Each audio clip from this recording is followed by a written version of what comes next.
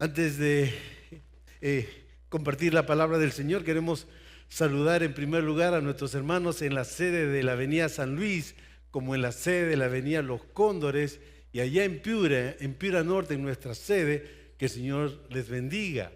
El día de hoy estamos tocando el último tema de la humildad. Aunque nuestra escenografía no tiene nada de humildad, nuestros niños están en una semana espectacular. Ellos tienen su verano espectacular. Así como los adultos, los niños también necesitan conocer a su Señor.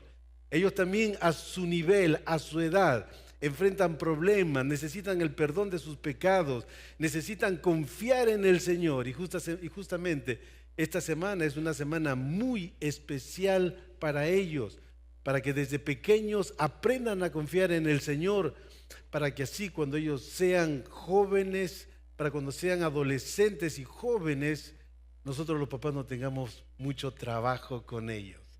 Al contrario, nos gocemos de la confianza que ellos desde pequeños empiezan a depositar en la persona de nuestro Señor Jesucristo. Como mencionaba hace un momento, el tema de hoy está dentro de nuestra serie de la humildad. Se titula Acciones a tomar. En estos 4 últimos domingos hemos estado viendo el modelo por excelencia de lo que es la humildad, la persona de nuestro Señor Jesucristo. También hemos visto a Timoteo, a Epafrodito, que Pablo les escribe a ellos y comenta de ellos, hombres que en su vida podían demostrar la humildad. Una de las preguntas que nosotros tenemos que hacernos es que si Pablo nos conociera a nosotros, podría decir y hablar que nosotros también somos humildes o no. Porque es un desafío para nosotros, es la actitud que Dios espera que cada uno de nosotros desarrollemos, porque el modelo por excelencia de humildad es la persona de Jesucristo. Y somos llamados nosotros a que esa humildad debe de verse en nuestro carácter. Solamente para redondear todo lo que hemos estado hablando acerca de la humildad, antes de entrar a mirar las acciones a tomar, un misionero comentó acerca de una situación que había pasado en el país de Sudán, en África, en una de las tribus que ellos estaban evangelizando. El jefe de la tribu era el hombre más fuerte. Ese hombre llevaba una corona y llevaba unos ornamentos muy pesados, por lo tanto que se designaba como jefe al hombre más fuerte de toda esa tribu. Pero también, como tal vez algunos de nosotros conocemos, en Sudán el agua escasea demasiado. Por lo tanto, ellos tienen que abrir fosos profundos, pozos de 60 metros, en donde ellos tienen que, en esos pozos de 60 metros, ellos tienen que abrir a los costados para que ellos puedan ir bajando poco a poco, y entonces puedan tomar la poca agua que ellos pueden, que se ha filtrado. Por lo general, solamente los hombres grandes y fuertes podían bajar a ese pozo. En una de esas oportunidades, uno de los hombres que sacaba agua se cayó y se fracturó una pierna y yacía al fondo. Nadie de los hombres que estaban ahí se atrevían a sacar al pobre hombre que estaba ahí al fondo. Entonces llamaron al jefe y le dijeron: nadie puede sacar al hombre que está abajo. El jefe de la tribu se acerca, mira abajo y escucha los gemidos, los quejidos de este hombre. El hombre entonces se quita su corona, se quita todos los ornamentos y baja. Pone al hombre sobre su hombro y lo saca y lo pone en lugar seguro.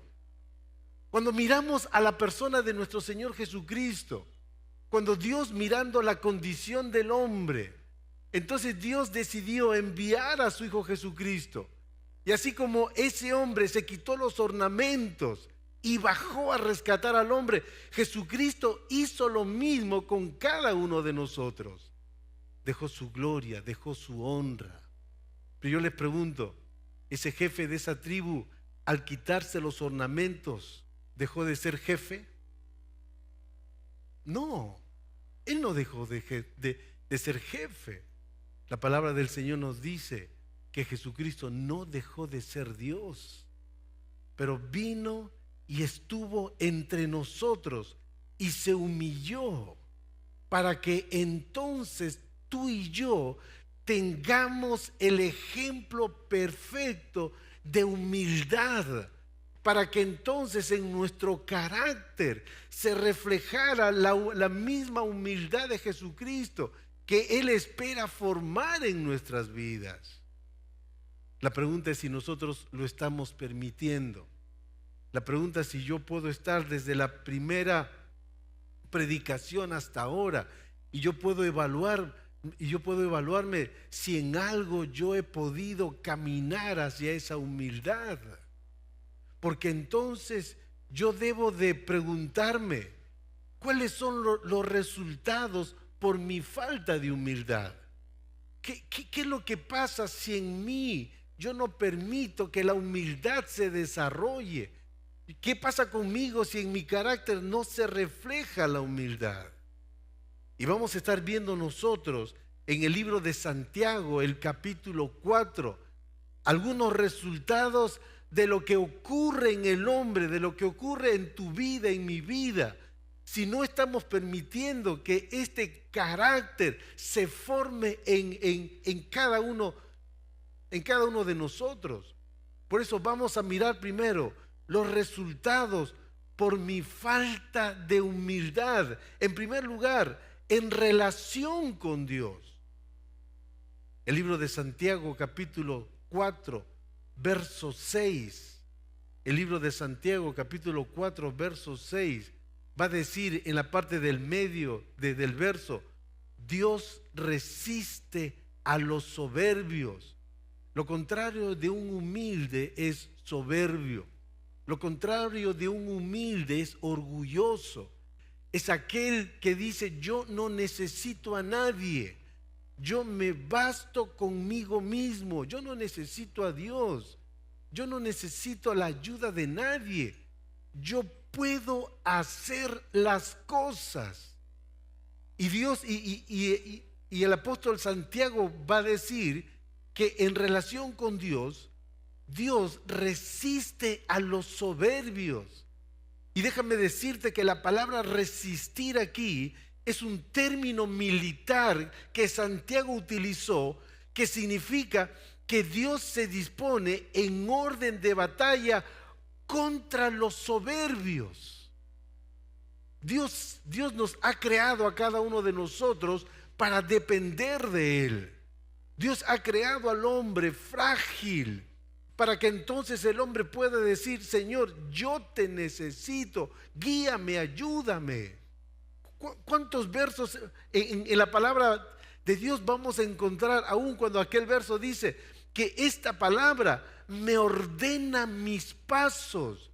Dios me ha dejado su palabra, porque Dios sabe que somos desordenados, porque rápidamente nos metemos en problemas, rápidamente nos metemos o creamos conflictos. Y justamente Dios nos ha dejado la palabra para que entonces nos ordenemos y tengamos una vida correcta y recta delante de Dios.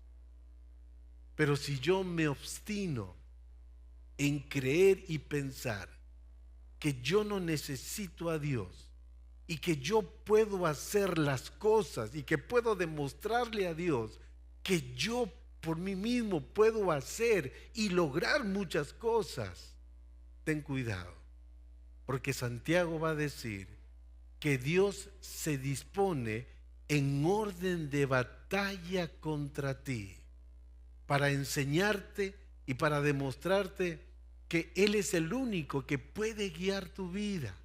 Él es el único que puede encaminar tus pasos. Él es el único que te puede ayudar a ti a tener una vida recta delante de Dios.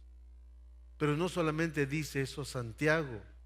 En el verso 3 del libro de Santiago dice, hablando acerca de la oración, pedís y no recibís, porque pedís mal para gastar en vuestros deleites. En otras palabras, Santiago está diciendo que Dios no presta atención a los que despilfarran. ¿Por qué? Porque cuando entonces yo creo y pienso que puedo hacer la vida o dirigir mi vida como yo pienso, y comienzo a tomar decisiones y aún comienzo a pedirle a Dios que me dé las cosas que yo creo que yo necesito, Dios no me va a responder. Y Dios no te va a responder a ti, porque Dios sabe lo que tú necesitas. Es como un niño pequeño que piensa que puede hacer las cosas y nos pide a gritos un cuchillo.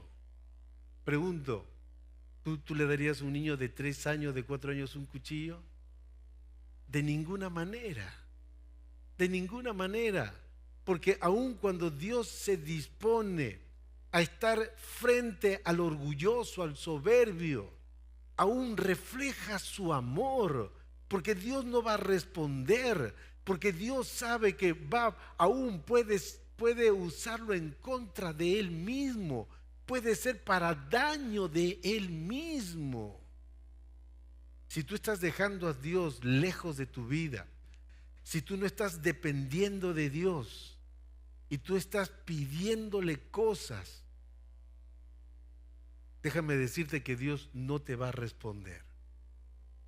Y Dios está en contra, se ha dispuesto en orden de batalla contra ti, para demostrarte que sin Él tú no puedes lograr lo que todo hombre o toda mujer anhela en esta vida. No solamente es dinero, no solamente son cosas. Uno anhela paz, uno anhela tener la limpieza de los pecados, uno anhela que uno pueda desarrollarse y tener una familia unida, fuerte y sólida. La palabra de Dios dice que por nuestro propio entendimiento, por nuestro propio intelecto, por nuestras propias fuerzas, no lo podemos lograr. Por eso Dios nos ha dejado su manual de vida, que es la palabra. Porque entonces aquí yo encuentro todo lo que yo necesito para mi familia, todo lo que yo necesito para mi persona, como hijo, como padre, como esposo, como trabajador, como estudiante, como vecino, como amigo, como ciudadano. Yo encuentro todo lo que yo necesito para ser la persona que Dios espera de nosotros. Pero si yo dejo de lado y yo creo que con mis fuerzas puedo hacerlo, ten cuidado, porque Dios no va a estar a tu favor. También, ¿cuál es el resultado por mi falta de humildad en relación con mi prójimo? Los versos 1 y 2 del libro de Santiago, el capítulo 4, va a decir: ¿de dónde vienen las guerras y los pleitos entre vosotros? ¿No es de vuestras pasiones, las cuales combaten en vuestros miembros? Codiciáis y no tenéis, matáis, combatís y lucháis. Dice: ¿de dónde vienen las guerras y los pleitos entre vosotros? ¿No es de vuestras pasiones, las cuales combaten en vuestros miembros? Pablo va a decir en Romanos capítulo 7: yo me dispuse a ser un hombre honrado, yo me dispuse a ser un hombre de honor, yo me dispuse a ser un ciudadano correcto. Pero él va a decir: pero siempre acabé haciendo lo malo, siempre acabé haciendo lo contrario. Y él va a decir: miserable de mí, ¿quién puede librarme de este cuerpo de muerte? Pablo va a decir que en relación a nuestros prójimos no tenemos paz de manera continua. están las guerras, están los pleitos entre vosotros. Dice, codiciáis y no tenéis. Nosotros conocemos gente, o aún hasta nosotros podemos llegar a ser ese tipo de gente, que si mi vecino se compró un televisor de 40, yo tengo que tener también uno de 40. Y si es de 42, mejor. Y si me compro de 42, mi vecino se compra de 45. Y así estamos. Así estamos mirando qué es lo que tiene la persona, porque entonces yo también quiero tenerlo. No porque yo lo necesito, sino porque quiero ser mejor, quiero ser superior, quiero demostrarle a él y quiero demostrarle al mundo que yo soy mejor y superior. Lamentablemente todos se dan cuenta de eso y los niños se dan cuenta. Yo me acuerdo cuando tenía 11 años, con mi hermano de 9, conocíamos a un vecino así. Y un día, como niños malcriados, fuimos a mi mamá a decirle, mamá, cada vez que nos compramos algo, el vecino siempre se lo compra. ¿Sabe lo que vamos a hacer? Le vamos a decir al vecino que tú te vas a comprar, en aquel entonces, donde todavía era blanco y negro los televisores, nos vamos a comprar un televisor de 20 pulgadas a colores. Y nuestra madre nos dijo, no hagan eso. Y nosotros salimos corriendo y fuimos al vecino y le dijimos, vecino, ya no vamos a venir a ver televisión acá. Mi mamá se va a comprar un televisor de 20 pulgadas a colores. Al día siguiente, a mediodía, en su comedor, tenía un televisor de 20 pulgadas y a colores. Y nosotros conocemos personas así. O somos como esas personas. ¿Por qué? Pablo dice, no es de vuestras pasiones las cuales combaten en vuestros miembros, codiciáis. Y la palabra codiciáis aquí dice, significa deseáis ardientemente poseer y no tenéis, y como resultado matáis, combatís y lucháis. Y uno se da cuenta entonces que en esas relaciones humanas uno quiere demostrarle al papá, quiere demostrarle al hermano, a la hermana, a la esposa, a los hijos, que uno es superior y mejor que el otro.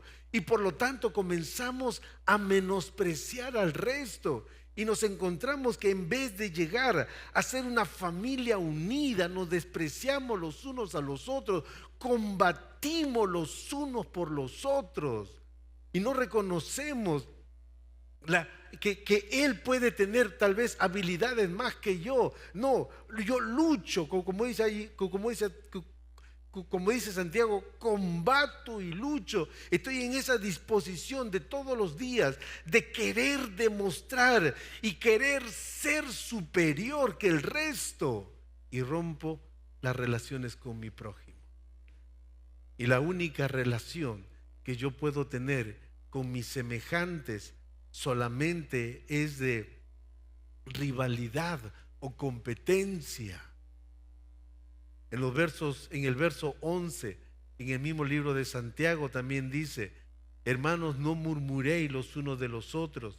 El que murmura del hermano y juzga a su hermano, murmura de la ley y juzga a la ley. Pero si tú juzgas a la ley, no eres hacedor de la ley, sino juez. Entonces, ¿qué es lo que pasa cuando no hay humildad en nuestro corazón? Cuando la humildad no es parte de nuestro carácter, entonces comenzamos a murmurar los unos por los otros.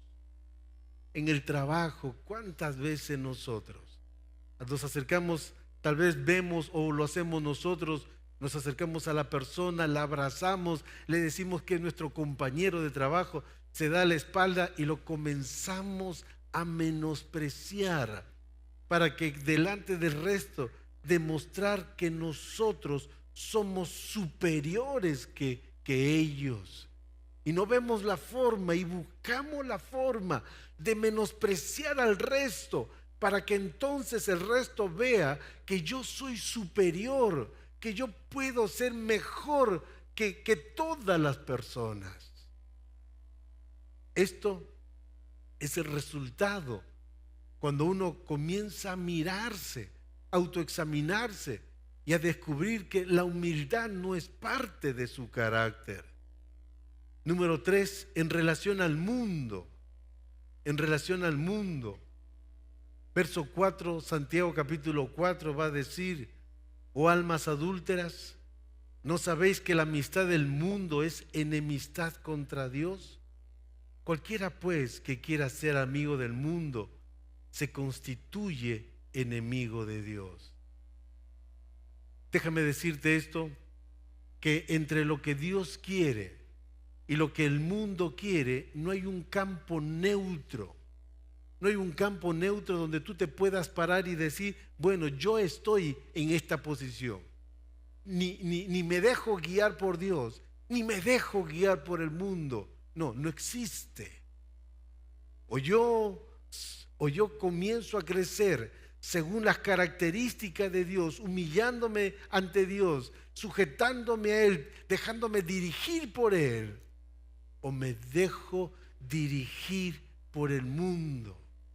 Porque cuando no hay humildad en mi vida, entonces el orgullo del mundo comienza a tomar control en nuestras vidas y comenzamos a comportarnos como el mundo se comporta.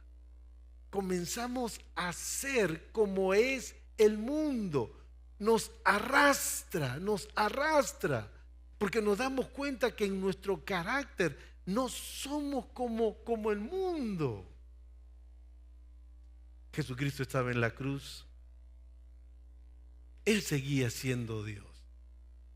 Él dijo, si yo en estos momentos yo pidiera a mi Padre 12,000 soldados, 12,000 ángeles, los enviaría en estos momentos y destruiría a todas estas personas. No lo hizo. Él estando en la cruz dijo, Padre, perdónalos porque no saben lo que hacen. ¿Tú podrías decir eso en tu trabajo? ¿Tú podrías decir eso en tu familia? ¿Tú podrías decir eso en tu vecindario? Cuando tus vecinos o las personas que están a tu alrededor te acusan fácilmente. Cuando las personas de alrededor comienzan a hacer cosas contra ti, aún al punto de difamarte, ¿estaríamos dispuestos nosotros de ir a nuestra habitación y decirle, Señor, perdónalos porque no saben lo que hacen? Mi hermano, hay una diferencia. Hay una diferencia en el cristiano cuando nosotros comenzamos a parecernos a Jesucristo. Cuando dejamos que nuestro carácter, esa actitud de carácter que es la humildad, comience a desarrollarse en nosotros, y entonces el mundo va a mirar que nosotros somos totalmente distintos. En cuarto lugar, ¿cuál es el cuarto resultado en este pasaje bíblico? Por mi falta de humildad. Santiago capítulo 4, verso 13 al 14 dice, mas ahora los que decís, hoy y mañana iremos a tal ciudad y estaremos allá un año y traficaremos y ganaremos, cuando no sabéis lo que será mañana. Porque ¿qué es vuestra vida? Ciertamente es neblina que se aparece por un poco de tiempo y luego se desvanece. Dice que es el hombre que comienza a hacer planes de negocios, y hay que hacer planes de negocios. Si es nuestro trabajo, tenemos que hacerlo. Pero el hombre dice, hoy y mañana iremos a tal ciudad y estaremos y traficaremos y ganaremos. En ningún momento ellos dicen, Señor, guíanos. Señor, muéstranos el camino. Señor, permíteme encontrar con aquellas personas que voy a hacer negocio. Señor, indícame cómo es que yo puedo llevar adelante mi familia. Señor, te necesito, por favor. Dime, Padre Celestial, ¿con quién debo de hacer negocios? ¿Con quién yo no debo de hacer negocios?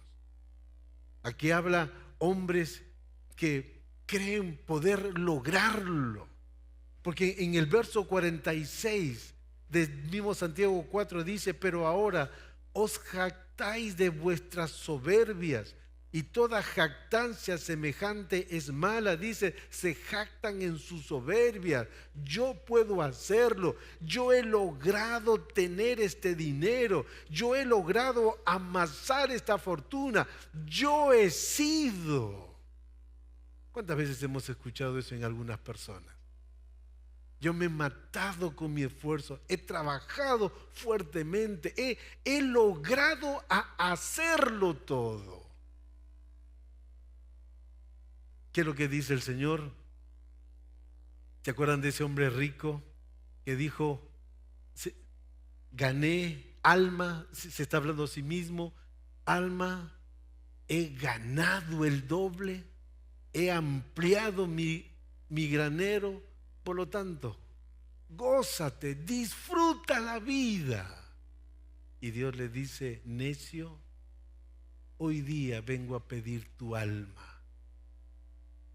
Todo lo que ganaste, ¿para quién va a ser? En quinto lugar, en relación con mi vida personal. ¿Cuál es el resultado? Por mi falta de humildad en relación con mi vida personal.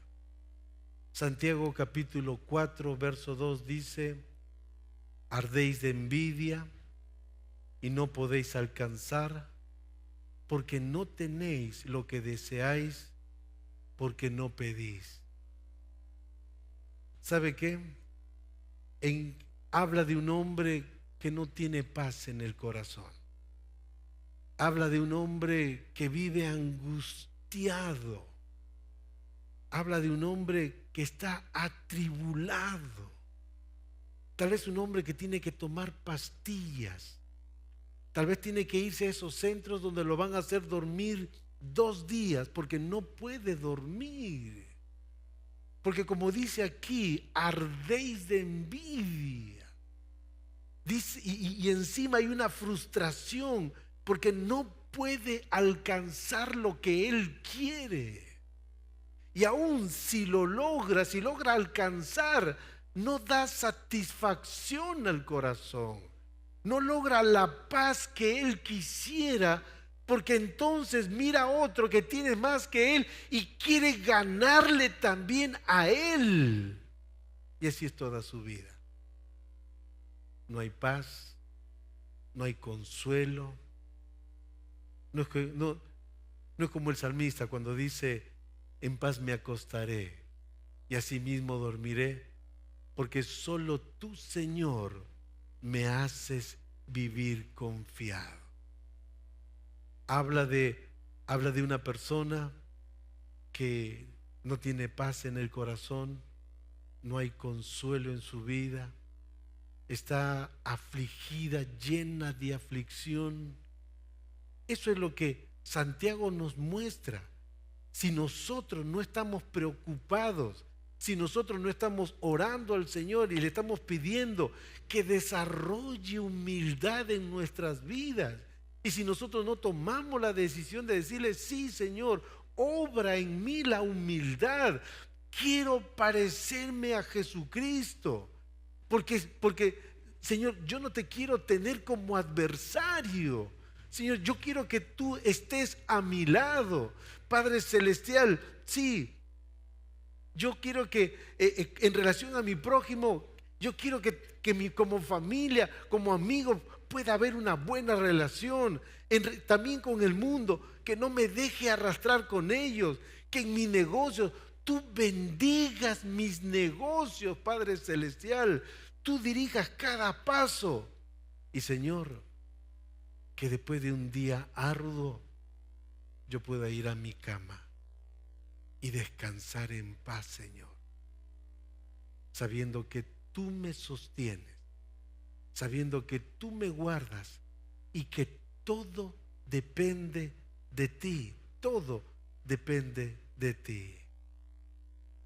Si yo quiero cambiar esta situación, si yo no quiero vivir así, Santiago mismo nos enseña los reajustes a tomar, los reajustes que yo debo de hacer en mi vida, que debo de tomar en mi vida por mi falta de humildad.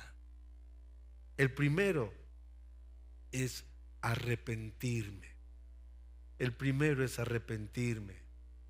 El libro de Santiago, capítulo 4, verso 9, él va a decir: afligíos y lamentad y llorad. Vuestra risa se convierta en lloro y vuestro gozo en tristeza. La pregunta, ¿por qué es que Santiago dice esto? Aquí Santiago estaba hablando de la cultura de aquella época. Cuando un hombre descubría que estaba mal, cuando un hombre descubría que había llegado a un punto de fracaso, cuando un hombre descubría que estaba mal con Dios, entonces la costumbre era romperse la ropa, jalarse el cabello, comenzar a llorar y lamentar. Ahora, en nuestra cultura no vamos a hacer eso. Pero la pregunta es, ¿por qué yo debo de afligirme? ¿Por qué es que yo debo de afligirme? ¿Por qué mi tristeza debe de convertirse en lloro? Pero si yo no siento nada, pero si yo estoy bien como yo me veo. Mis hermanos, el libro en el Salmo 119, verso 18. Salmo 119, verso 18. El salmista va a decir: abre mis ojos y miraré las maravillas de tu ley. El salmista va a decir: Señor, Señor, abre mis ojos.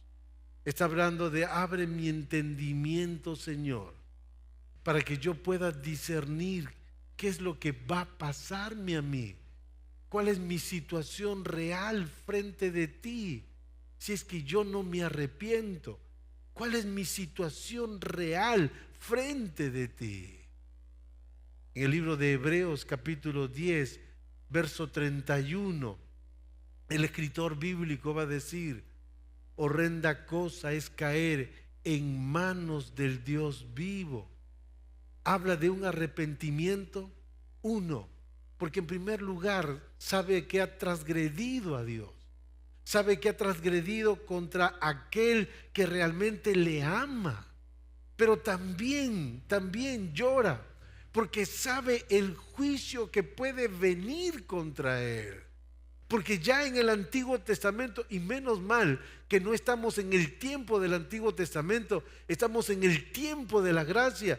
Pero cuando uno mira el Antiguo Testamento, como dice aquí el escritor bíblico, realmente era horrenda cosa caer en manos del Dios vivo. Si Dios no actúa contra nosotros, es por su misericordia, porque quiere darnos la oportunidad como iglesia a reaccionar, a volver al camino correcto, a tomar esta actitud correcta que debe desarrollarse en nuestra vida, que si no se desarrolla en nuestra vida vamos a tener pésimos resultados con todo nuestro semejante, con toda nuestra vida. Por lo tanto tenemos que volver a Él. Por eso el salmista dice: horrenda cosa es caer en manos del Dios vivo. Debo de arrepentirme.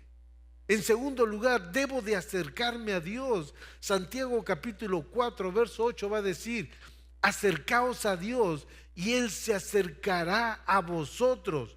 Pecadores, limpiad las manos, y vosotros los de doble ánimo, purificad vuestros corazones. A veces tenemos el criterio o el concepto de que si yo quiero acercarme a Dios, entonces yo debo de mejorar un poco. Si yo voy a acercarme a Dios, entonces tengo que arreglar mi vida para acercarme a Dios. No, lo que Santiago está diciendo acá: acercaos a Dios Él se acercará a vosotros. Entonces, pecadores, limpiad las manos. Él espera que tú y yo nos acerquemos así como estamos, arrepentidos. Entonces, cuando nosotros confesamos nuestros pecados, Él nos limpia a nosotros. Y entonces nos guía y nos ayuda a vivir la vida cristiana. Yo no puedo alejarme de Dios. Yo no puedo pensar que por mí mismo voy a limpiar mi vida para que entonces Dios, al mirarme nuevamente a mí, pueda decir: buen hijo, te has esforzado bastante, entonces ven tú, yo te puedo recibir. Ese es un pensamiento engañoso. Dios sabe que nosotros somos pecadores. Es como el niño pequeño que se metió al barro, se ensució con el barro y con las manos sucias trata de limpiarse. ¿Qué es lo que va a hacer? Se va a ensuciar peor.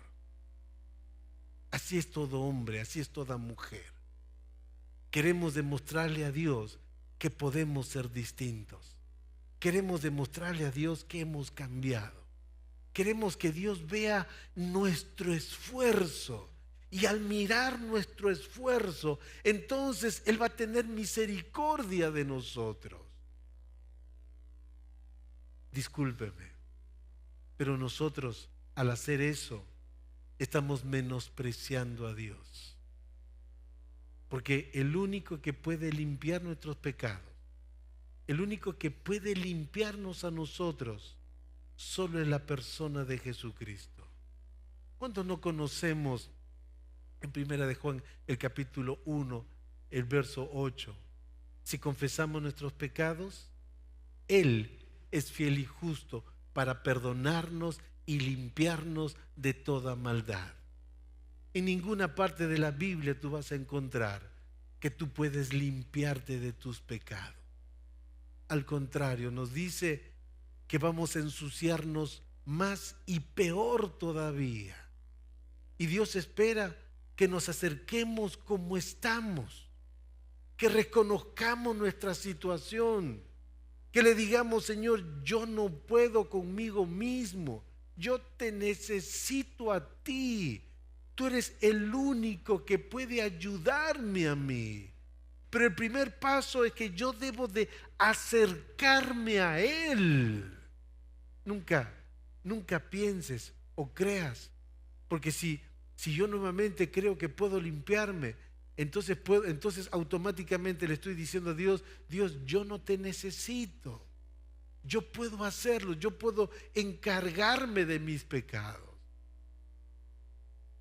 En tercer lugar, debo de aceptar el sujetarme a Dios. Y Santiago capítulo 4, verso 10 va a decir: humillaos delante del Señor y Él os exaltará. Déjame decirte, desde un inicio en la palabra de Dios, desde un inicio, Dios ha buscado que el hombre dependa de Dios. Desde un inicio, Dios ha esperado que tú y yo le digamos a Dios: Dios, yo te necesito. Sin ti no tengo paz. Sin ti no puedo llevar adelante mi vida. Sin ti no puedo desarrollar mi matrimonio. No puedo guiar a mis hijos. Sin ti no tengo la sabiduría suficiente para ser una persona de honor donde tú me has puesto.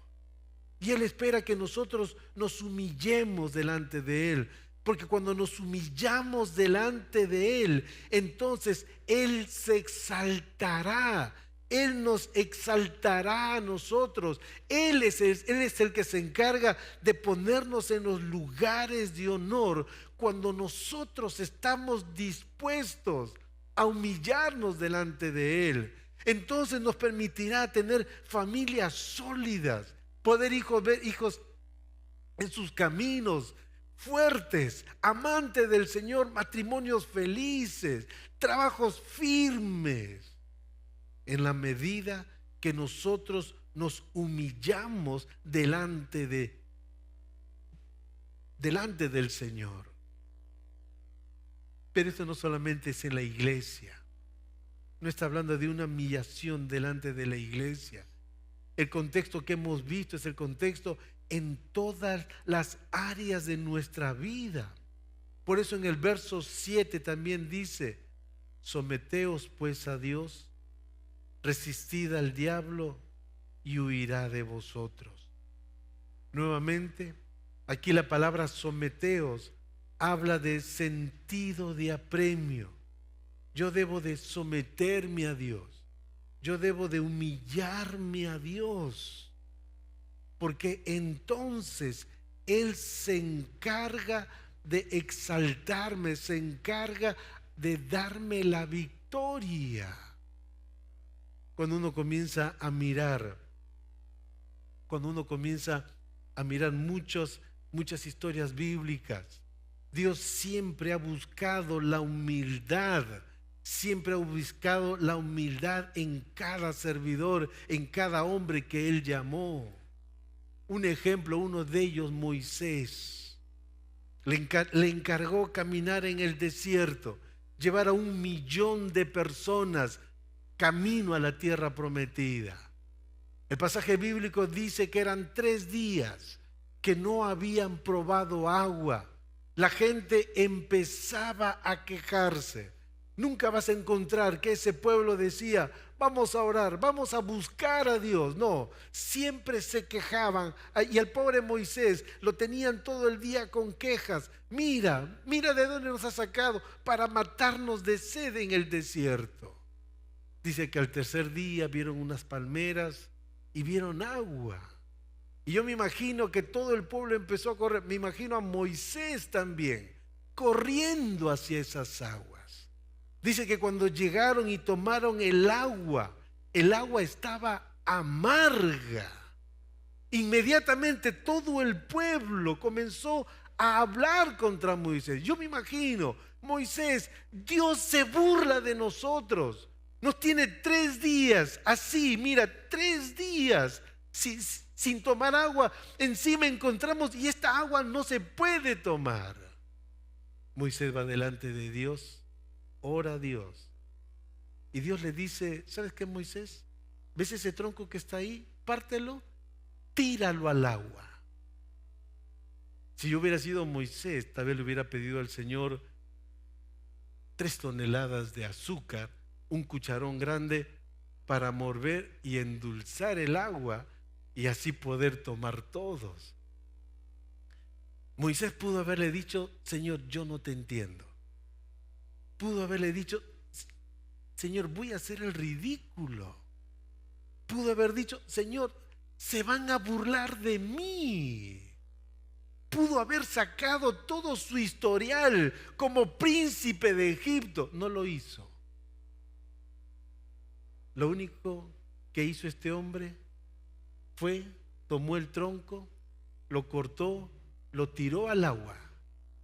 El hombre tomó el agua y el agua era potable. Y todo el mundo fue y tomó y calmó su sed. Mi hermano, a través de la historia bíblica, cuando mira cómo Dios ha tratado al hombre, siempre lo ha desafiado para que el hombre se someta a Dios, para que el hombre descubra que Dios lo ama, que Dios quiere el bien para ustedes, que Dios en todas las cosas que ha escrito en su palabra lo ha hecho para que tú disfrutes de todas las bendiciones de Dios. Va a probarte a ti y va a hacer de ti un hombre humilde, un hombre que se humilla delante de Dios, un hombre que le dice a Dios: Dios, yo no entiendo, pero lo voy a hacer. Podría decirte lo que yo sé, pero voy a reconocer que no sé nada y que tú lo sabes todo. Y Padre Celestial, y cada uno de nosotros vamos a encontrar en la palabra de Dios, ya sea para tu hogar, ya sea para tu trabajo, ya sea para tus estudios, para el lugar donde tú estás. Dios tiene señalado lo que Él quiere que tú hagas, para que tú descubras entonces la bendición de Dios, para que entonces tú descubras lo que Dios quiere hacer contigo. ¿Cuántas veces hemos mencionado que el escritor bíblico dice que Dios jamás tiene pensamientos de mal para nosotros? Jamás. Y Él espera que nosotros nos humillemos. Yo no sé qué estudios, yo no sé qué posición, yo no sé qué economía tendrás, pero Dios te desafía a ti, a que tú te humilles delante de Él, a que tú le digas: Señor, yo puedo tener todo eso, pero no es suficiente porque son solamente cosas. Señor, tú eres todo. Y Señor, yo voy a humillarme delante de ti, voy a someterme a ti y dejar y tener una vida donde yo te crea a ti, Señor, y tú vas a ver la bendición de Dios que Él tiene para ti. Vamos a inclinar nuestros rostros, por favor. Vamos a orar.